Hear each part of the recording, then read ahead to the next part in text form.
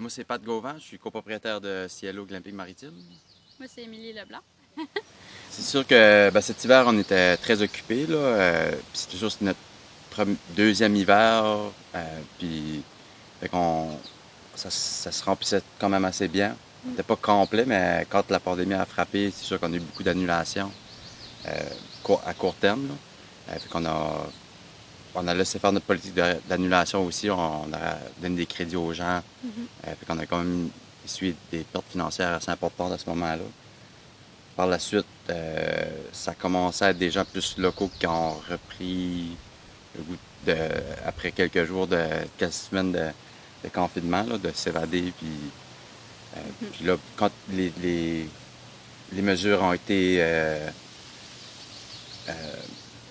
les mesures se sont assouplies, là, on a vraiment eu un gros boom là, de réservations. Puis là, ça a complété notre été aussi. Là, fait qu'on a réussi à remplir notre calendrier.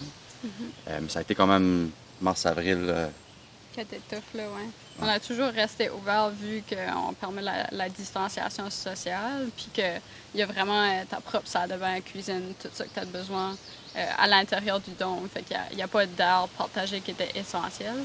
Fait qu'on on a toujours resté ouvert, puis on a augmenté nos méthodes de sanitation, c'est sûr, tu sais. Puis vraiment pour faire sûr que c'était safe pour tout le monde. Puis on faisait plus l'accueil non plus à notre bar, puis ça, on a fermé le bar. Fait qu'on faisait juste les check-in par courriel qu'on a commencé, puis en ce moment, on le fait encore comme ça. Ben, c'est sûr que dès le début de la pandémie, on a dû fermer notre bar, salle de spectacle, puis aussi la boutique de produits locaux. Fait que après 2 semaines là, dans le confinement, moi, j'ai lancé notre boutique en ligne qu'on prévoyait faire à l'automne. Fait qu'on on a réussi à fournir des produits. Ça, c'était un très beau succès pareil. On a eu beaucoup de livraisons d'huîtres dans la péninsule, dans la région de Bathurst, puis aussi d'autres produits, du sirop d'érable, des choses qu'on a à la boutique. Fait que ça nous a permis comme d'avoir un peu un revenu relié à notre opération-là. Puis les gens dans les dômes avaient accès à, s'ils voulaient, de commander à l'avance leurs produits, tout ça. Je pense que ça fait une belle sensibilisation pour les produits locaux aussi au Nouveau-Brunswick, là, de cette manière-là. Puis nous autres, ça a toujours été notre but de rendre ça plus accessible pour les gens de la région, puis les gens d'ailleurs aussi là, qui visitent. Fait que je pense que ça a vraiment concrétisé comme notre mission pour Ouais, ouais. Cielo. Là. Fait que ça a vraiment fait un.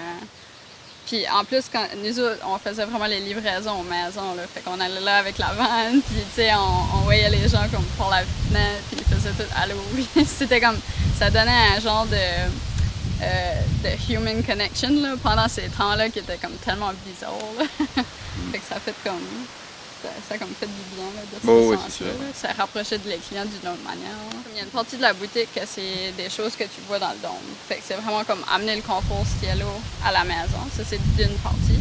D'une deuxième partie, c'est vraiment juste nous autres qui est amateurs de fruits de mer. Puis on sait la péninsule acadienne, on a beaucoup de fruits de mer. Puis c'était juste rendre ça accessible pour les gens qui viennent dormir ici ou puis c'est aussi offrir des choses que les gens peuvent cuisiner sur leur green egg pendant qu'ils sont ici.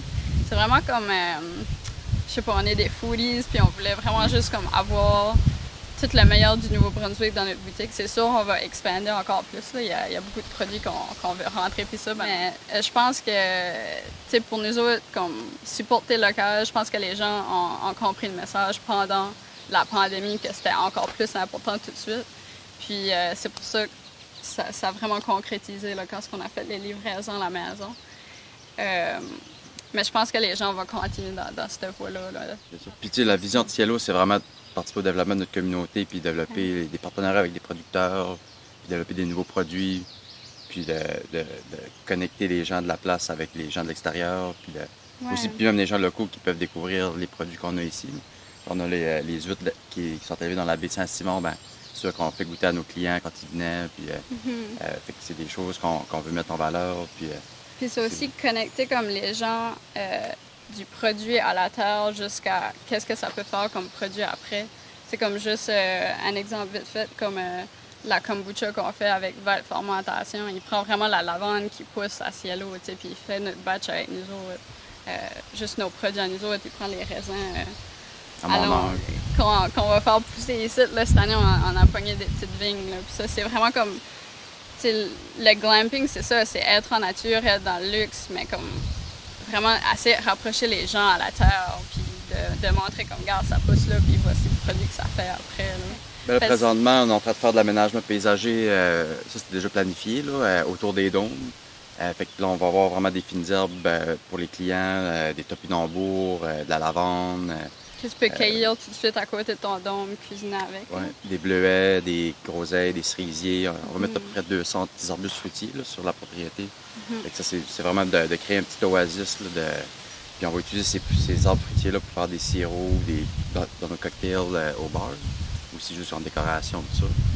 On a un gros jardin avec toute la famille nous a donné des tomates qu'ils ont eues dans leur serre. Là, fait que là, on va avoir trop de tomates, mais on va faire des choses avec ça. Là, fait que c'est vraiment de juste profiter de l'espace qu'on a ici pour créer des produits qu'on va pouvoir consommer et utiliser au bar.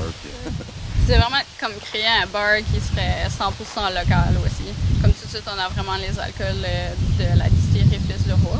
Mais on utilise encore des agrumes qui poussent pas ici, des citrons, des oranges. Puis le but, c'est vraiment comme de créer un nouveau concept de bar, puis de vraiment dire comme, regarde, ça pousse tout à cielo. Puis c'est... Ou au Nouveau-Brunswick. Ouais, au Nouveau-Brunswick. C'est la même chose avec les bières. Ben, on a des bières qui sont faites spécifiquement pour nous autres, mais là, avec tous ces fruits-là, comme la Big Goji, le Sea Buckthorn, des choses on va pouvoir créer des bières avec nos amis qui sont brasseurs spécifiques, des nano-batch, puis qui va permettre l'expérimentation pareil pour eux. Là, fait que ça va être le fun. Puis, ouais, bon, on invite les gens à venir jardiner avec nous autres, puis de relaxer, puis profiter des coups de soleil, puis de la mer. Puis pêcher les coques aussi, on pêche les coques. Une en masse pour tout le monde.